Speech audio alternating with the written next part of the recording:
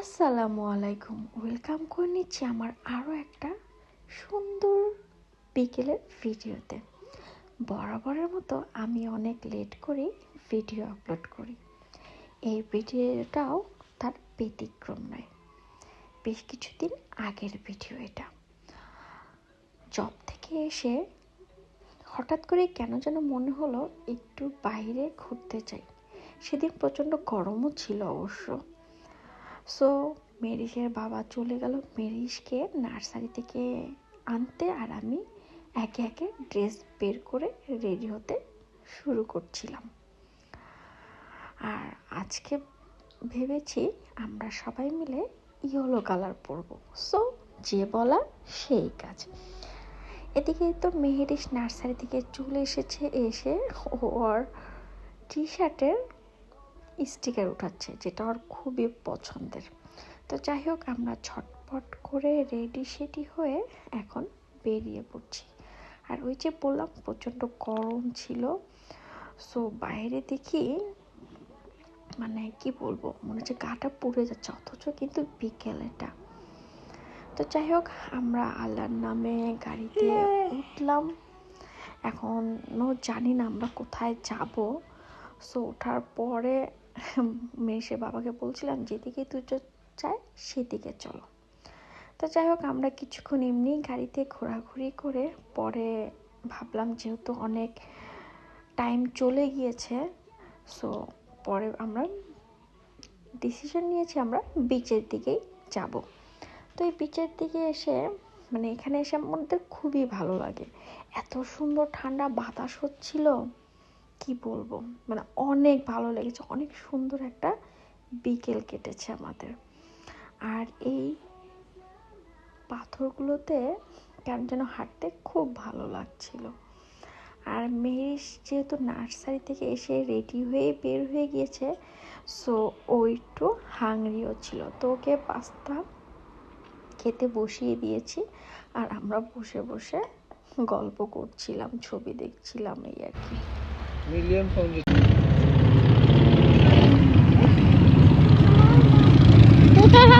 ওটা তো রাস্তায় চলে মা।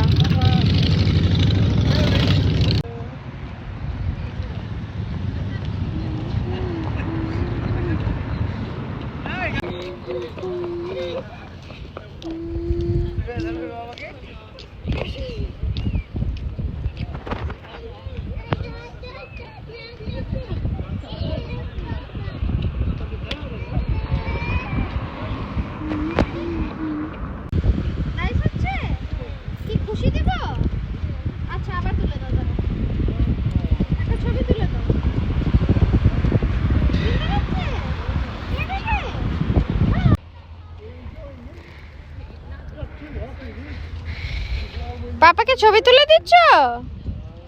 নাইস করে তুলে দাও। মাশাল্লাহ মাশাল্লাহ, আমার মেয়েটা আমাদেরকে ছবি তুলে দিচ্ছে, দেখতে খুব ভালো লাগছিল। ও তোমার ছবি তুলে দিব, এমন করো, এমন করো। তারপরে সেও আমাদের বলছিল এখানে বসে মামা ছবি তুলে দাও। সো আমরাও তাকে একটু ছবি তুলে দিলাম।